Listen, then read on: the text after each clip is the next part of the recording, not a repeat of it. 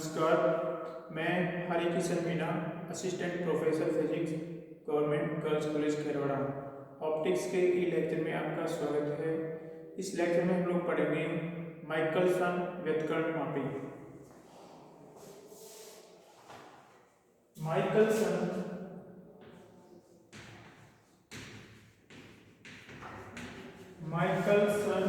व्यतकरण मापी।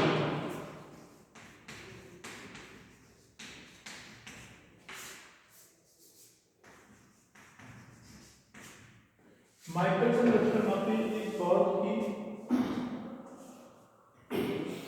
Important optics का instrument है। इसकी सहायता से हम लोग टू डिफरेंट डायरेक्शन में हम लोग लाइट वेलोसिटी का कंपैरिजन करने के लिए या फिर फाइन जो स्पेक्ट्रल लाइन है उनमें स्पेक्ट्रल लाइन की फाइन स्ट्रक्चर ज्ञात करने के लिए या स्पेक्ट्रल लाइन की विड्थ ज्ञात करने के लिए, क्योंकि इसके जो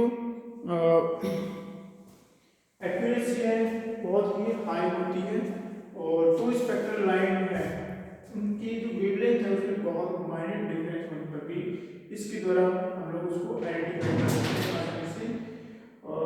उसके अलावा हम लोग इसका उपयोग कोई भी डिस्प्लेसमेंट है उसको हम लोग वेवलेंथ के रूप में ज्ञात करने के लिए इसका उपयोग करते हैं। और बहुत सारे उपयोग है या गणित निर्देशांक खोजने के लिए भी हम लोग इसका काफ़ी उपयोग किया गया था कि ऐसा कोई निर्देशांक है कि नहीं है जो एब्सोल्युटली निरपेक्ष है, ठीक है। और उसके अलावा मीटर जो पैमाना है उसका मानकीकरण करने के लिए माइक्रोस्कोप मापे का उपयोग किया जाता है। इंस्ट्रूमेंट कैसे है आप बुक्स या अदर जगह से देख सकते हैं, लेकिन हम लोग एक आरेख द्वारा बताते हैं कि किस प्रकार से होता है और किस प्रकार से कार्य करके आता है। इसमें हमारे पास में कोई जैसे लाइट सोर्स है, हमारे पास में एस है, एस है, इससे निकलने वाली लाइट्स है उसको हम लोग एक बीम के द्वारा इसको पैरेलल लाइट्स में, जैसे एल है हमारा, इसकी सहायता से हम लोग इसको पैरेलल किरणों में बदल देते हैं, ठीक है, समांतर। और फिर जैसे ये यहाँ से चलने के पश्चात एक पारदर्शी पारदर्शी छड़ है उस पे यहाँ पे आपतित होती है, ठीक है। और ये जो छड़ है हमारी क्या होती है, यहाँ से अर्धरजित होती है, ठीक है, इस साइड से अर्धरजित होती है, यहाँ से ये वाली साइड है क्या होती है, अर्धरजित, ठीक है। हाफ सिल्वर क्या होता है, लाइट को रिफ्लेक्ट करते हैं, जिसको हमने हाफ सिल्वर कर देते क्या है, आधी लाइट को अपने से पास होने देते हैं, आधी को क्योंकि ये 95 सॉरी ये हमारे जो बेस है उससे ये 45 डिग्री पे लगी हुई है, ठीक है।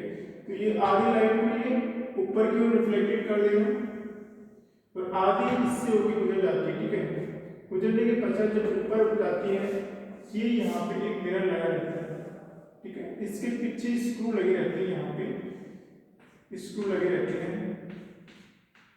ठीक है। ये मिरर है हमारा M1, यहाँ पे जाती है लाइट और इधर से जाने वाली लाइट कहाँ जाएगी, यहाँ से एक और मिरर होता है यहाँ पे जो कि इस मिरर के एकदम परपेंडिकुलर होता है और इसके पीछे भी स्क्रू लगे होते हैं, ठीक है, इस पे यहाँ पे आपतित होती है, ठीक है। ये हमारा पूरा स्ट्रक्चर, ये हाफ सिल्वर है। अभी थोड़ा सा स्ट्रक्चर और बाकी इसका क्या होता है कि जो हमारी पारदर्शी छड़ है जो हाफ सिल्वर है, यहाँ पे ये प्रकाश के आपतित होते हुए ये यहाँ से यहाँ तक आती है, जिससे हमारे पास में इस छड़ को इस प्रकार से बनाते हैं, ये हमारी छड़ होगी, ठीक है, ये छड़, ठीक है। जब प्रकाश की किरण इस पे आपतित हुई यहाँ से चल गई, क्योंकि ये भाग हमारा हाफ सिल्वर है तो ये यहाँ से यहाँ आई और फिर इसके पश्चात ये यहाँ से यहाँ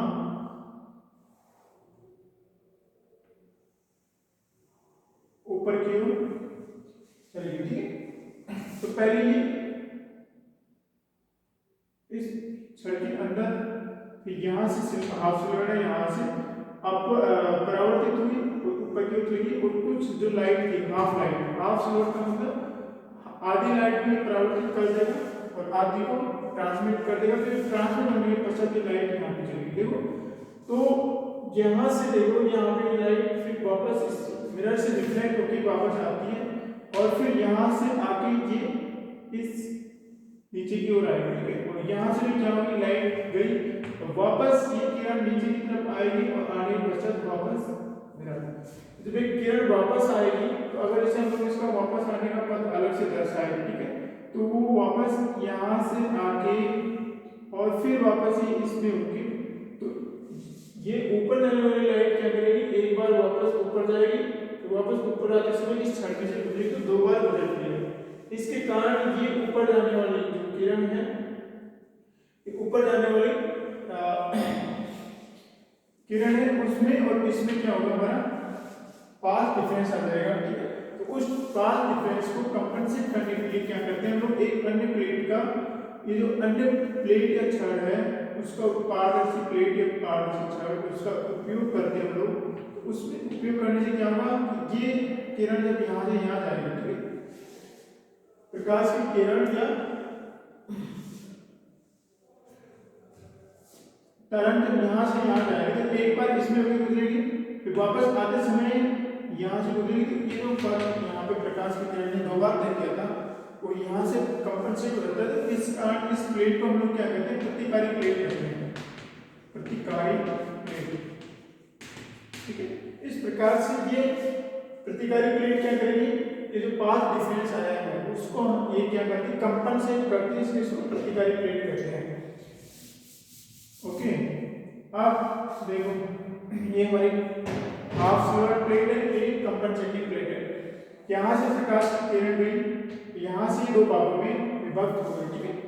ये जो एम्पलीट्यूड है इसका दो भागों में विभक्त हो गया, एक सीधा चला गया यहाँ से ट्रांसमिट हो गई, फिर इसमें से ट्रांसमिट होकर वापस आएगा और एक ऊपर जाके नीचे। जब ये किरण यहाँ जाके वापस इससे रिफ्लेक्ट होकर आएगी तो हमारा जो प्रकाश स्रोत है उसका एक मिरर इसमें बनता है, एक इसमें बनता है। यहाँ पे हम लोग क्या करते हैं, एक नेत्रिका लगा देते हैं और यहाँ से हम लोग इसको देखते हैं, ठीक है। ये आइस है, तो इसकी सहायता से जब देखते हैं तो हमारे पास में क्या पैटर्न दिखाई देता है कि ये जो हमारा मिरर है जिसको हम लोग M2 बोल कहेंगे और ये हमारा M1 है, ठीक है। M2 और M1 है। इस M2 का इस M1 में क्या है, एक इमेज बनता है, ठीक है। और यहाँ से जैसे ये लाइट यहाँ पे गई और इधर वापस आई तो जब दोनों वापस यहाँ पे आते तो यहाँ पे क्या होते हैं, इस बिंदु पर इनका दोनों का व्यतिकरण प्रारूप बनता है, ठीक है। दोनों को क्या मिलता है, व्यतिकरण प्रारूप बनता है, जिसको हम लोग यहाँ से देख सकते हैं नेत्रिका लगा करके आँख से, ठीक है।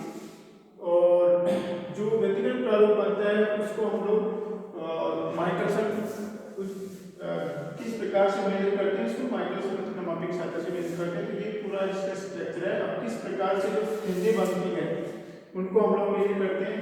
सबसे पहले तो ये कि ये दोनों फ्रिंजें हैं वो एक दूसरे के परपेंडिकुलर होती है और बनने वाली फ्रिंजें अगर दोनों की दूरी यहाँ से इस बिंदु की दूरी इससे और इसकी इससे दूरी अगर समान है तो फ्रिंजें हैं एकदम वृत्ताकार फ्रिंजें बनती है। वृत्ताकार फ्रिंजें और यहाँ से देखने पे क्या होगा, जब हम लोग यहाँ से देखते तो ये जो मिरर M2 है उसका एक आभासी इमेज यहाँ पे दिखाई देता है, इसके पास में M1 के पास में, ठीक है। इस प्रकार से दिखाई देता है। देखो यहाँ पे जैसे M1 है तो यहाँ पे हमको एक M2 प्राइम दिखेगा, ठीक है। M2 प्राइम दिखेगा यहाँ से देखने पे, ठीक है। यहाँ से देखने पे हमको एक M2 प्राइम दिखेगा और इनके बीच की दूरी कितनी दिखेगी, कितनी है, माना इनके बीच की दूरी d है, ओके। जब ये दोनों परपेंडिकुलर होते हैं तो ये पैरेलल दिखाई देते हैं, ठीक है। तो दोनों ये और ये परपेंडिकुलर रहते हैं तो ये दोनों कैसे दिखाते हैं, पैरेलल। और बनने वाली जो फ्रिंज होगी वो फ्रिंजें हमारी गोलाकार फ्रिंजें होती है, ठीक है। बनने वाली फ्रिंज कैसी होती है, गोलाकार फ्रिंजें दिखाई देती है और वृत्ताकार होती है, ठीक है। और अगर इन दोनों के बीच का अगर एंगल चेंज हो जाए, ठीक है, जैसे ये इस प्रकार से हो जाए, ठीक है, इस प्रकार से हो जाएगा तो हमारी जो फ्रिंजें होगी वो इस प्रकार से दिखाई देगी। देखो जो फ्रिंजें होगी हमारी वो इस प्रकार से दिखाई देगी, ऐसे ऐसे करके ऐसे दिखाई देगी। और अगर इन दोनों को, क्योंकि हम लोग इनको स्क्रू की साइकिल जो हमारे पीछे स्क्रू लगे हुए हैं, जैसे S1 S2 S3 S4, या जैसे ये हमारा इसको हम लोग R1 R2, ठीक है, या S1 prime S1 prime S2 prime S3 prime S4 prime, तो ये स्क्रू है, इनकी सहायता से हम लोग इनको इस जो एंगल है दोनों के बीच में जो 90 डिग्री से एंगल को हम लोग चेंज कर सकते हैं। इवन यहाँ पे एक अलग से स्क्रू लगा होता है, उसकी सहायता से इसको जो मिरर है M1 उसको हम लोग क्या करते हैं, ऊपर नीचे या फिर कहीं भी इसकी जो यहाँ से दूरी है उसको हम लोग बदल सकते हैं, ठीक है। तो जब ये दोनों परपेंडिकुलर होते हैं तो ये हमारा जो मिरर M2 का जो इमेज बनते हैं वो M1 के एकदम आभासी इमेज बनते हैं, एकदम पैरेलल बनते हैं। और इस स्थिति में हमारी फ्रिंजें आती है, वृत्ताकार फ्रिंजें आती है, ठीक है। और अगर ये जो इमेज इसको हम लोग इस दोनों के एंगल है उसको 90 डिग्री में हम लोग चेंज कर दे तो इस प्रकार होगा, तो ये हमारा ऐसे फ्रिंज दिखाई देगी।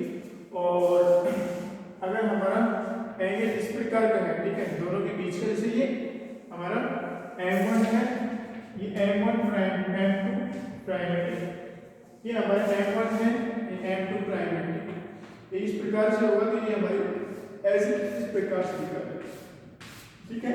और अगर इन दोनों के बीच का एंगल इस प्रकार से कर दिया जाए कि आभासी, क्योंकि ये प्रैक्टिकल है तो अगर इनका एंगल इस प्रकार से कर दिया जाए इसका और M1 M2 का, तो ये एक दूसरे को क्रॉस करेंगे, ठीक है, इस प्रकार से क्रॉस करेंगे, this is M1 and M2 prime. तो हमारी जो फ्रिंजें बनेगी वो इस प्रकार से एक ही फ्रिंज बनती है, ओके। तो अभी हम लोग जो कैलकुलेशन करेंगे वृत्ताकार फ्रिंजों के लिए कैलकुलेशन करेंगे कि उन फ्रिंजों की हम लोग किस प्रकार से त्रिज्या ज्ञात कर सकते हैं और किस प्रकार से वो जो प्रकाश है उसकी एक वर्णीय प्रकाश जो हम लोग यहाँ पे हम लोग व्हाइट लाइट भी यूज कर सकते हैं, लेकिन एक वर्णीय प्रकाश हम लोग यूज कर रहे हैं उससे इसका किस प्रकार से संबंध है, ठीक है। तो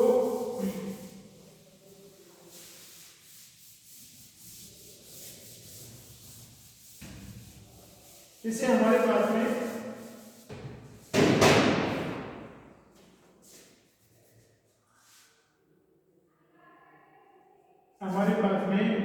ये M1 और ये आभासी प्रतिबिंब M2 प्राइम है, ठीक है। यहां से हम लोग इसको देख रहे हैं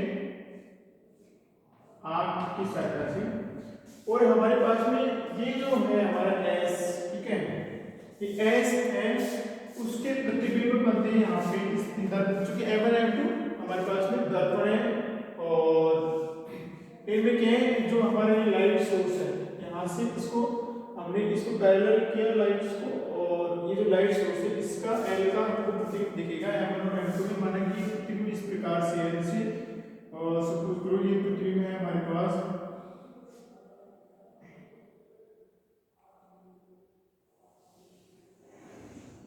जैसे एक प्रतिबिंब हमारे पास ये बन गया और दूसरा प्रतिबिंब ये बन गया, ठीक है, ठीक है। ये हमारे प्रतिबिंब है L डबल प्राइम और L प्राइम, ठीक है। और ये जो L है हमारा, ये हमारी आंख से इन दोनों के बीच अगर दूरी d है, ये हमारी क्या होगी, ये हमारी 2d डिस्टेंस होगी दोनों के बीच में, ठीक है। और ये लाइट सोर्स है और ये कोई जैसे हमारे बिंदु है, ठीक है, यहाँ पे हमारा बिंदु P है और ये कोई बिंदु P प्राइम है, ठीक है, P prime P double prime, और ये हमारी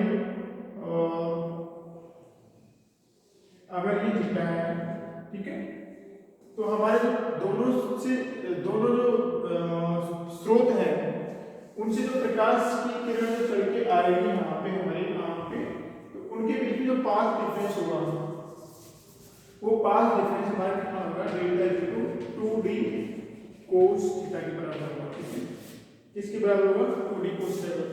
सपोज हमारे पास जो पहली फ्रिंज बनी है उस फ्रिंज की यहां से यहां तक की दूरी कितनी है, xn। ठीक है, दिस इज xn और ये जो लेंथ है पूरी, अगर ये l है, ठीक है, ये दूरी l है, ठीक है, तो हमारा थीटा कितना होगा, theta equal to xn divided by l। इस अप्रोक्सीमेटली हम लोग इसको थीटा के बराबर मान सकते हैं। ठीक है, तो हमारा पाथ डिफरेंस कितना आ गया, delta equal to 2d cos theta आ गया। यहाँ से हम लोग वो ज्ञात कर सकते हैं। और सब डेप्थ वालों के लिए क्या होगा, अगर ये बल है जो डेप्थ बन रही है इंटरफेरेंस होने के पश्चात, तो उसके लिए क्या होगा, हमारा ये जो 2d cos थीटा है दिस इज n लैम्डा के बराबर होगा। ठीक है, 2d cos theta equal to n lambda के बराबर होगा। और यहाँ से हम लोग चूंकि पाथ डिफरेंस है हमारा, तो हम लोग यहाँ से जो फ्रिंजें हैं उनके लिए हम लोग जो व्यतिकरण कर रहे हैं उन तरंगों के बीच में हम लोग कालांतर ज्ञात कर सकते हैं। और हमारे अधिक गोले के लिए कितना आएगा, ये 2d cos theta equal to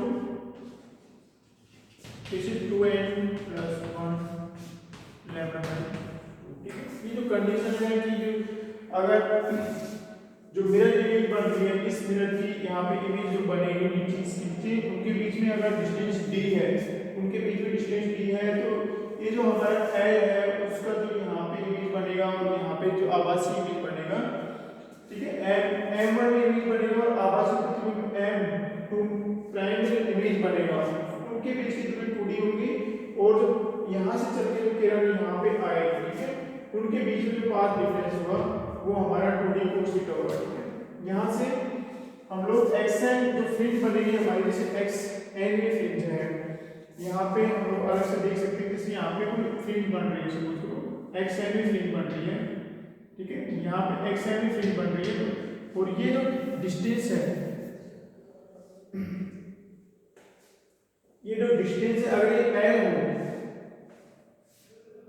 l हो तो हम लोग l और xn में संबंध ज्ञात कर सकते हैं। यहाँ से हम लोग